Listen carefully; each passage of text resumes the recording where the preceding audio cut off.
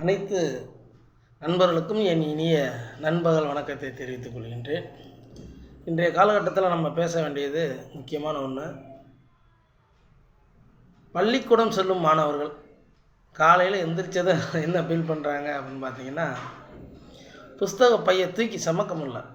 கிட்டத்தட்ட 10 கிலோவிலேருந்து 15 கிலோ வரைக்கும் அந்த பேக்குடைய வெயிட் இருக்குது.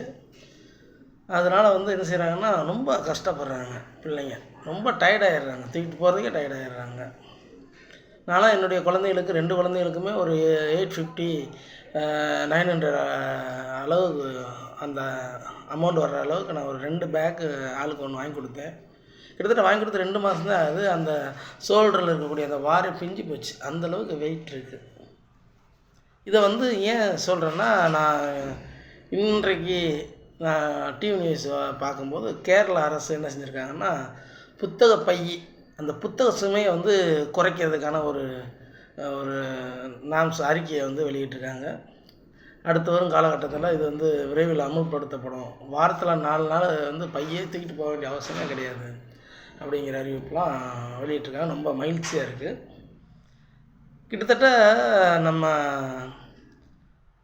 நம்மளுடைய எஜுகேஷன் சிஸ்டத்தில் பார்த்திங்கன்னா 1992லேயே பார்த்திங்கன்னா, பேராசிரியர் எஸ்பால் கமிட்டின்னு ஒரு கமிட்டி 1992 நம்ம அந்த கமிட்டி அறிக்கையை நம்ம பார்த்துருப்போம், எல்லோரும் படிச்சிருப்பீங்க, நல்ல ஈஸியானது. 1992லேயே பேராசிரியர் எஸ்பால் என்ன செஞ்சுருக்காருன்னா, யூஜிசியுடைய ஒரு முன்னாள் தலைவர் அவங்க தான் ஒரு ஒரு அறிக்கையை வெளியிட்டாங்க.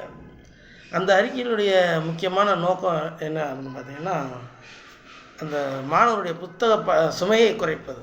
கிட்டத்தட்ட 92னா 2002, 2012, 2022, 23, 24, 25 கிட்டத்தட்ட 33 ஆண்டுகள் ஆயிடுச்சு எஸ்பால் கமிட்டியுடைய அறிக்கை சமர்ப்பித்து.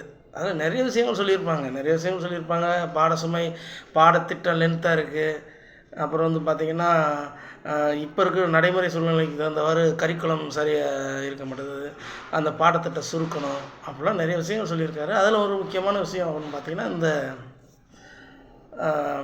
என்னதுன்னா புத்தக பையனுடைய சுமையை குறைக்கணும்னு சொல்லியிருப்பாங்க. 33 ஆண்டுகள் ஆச்சு. இப்போ கேரளா அரசு அதை அறிவிச்சிருக்காங்க. நம்முடைய தமிழ்நாடு அரசும் என்ன செஞ்சாங்கன்னா, அந்த மாணவர்களுடைய புத்தக பையை அதிகமான சுமையை குறைத்து மாணவர்களுடைய எளிமையான பாடத்திட்டங்களையும் மாணவர் புரிந்து கொள்ளும் பாடத்திட்டங்களையும் கொண்டு மாணவருடைய கல்வி அறிவை வளர்ப்பதற்கு நீங்கள் அறிக்கையை வெளியிட்டால் ரொம்ப நல்லதாக இருக்கும். நன்றி, வணக்கம்.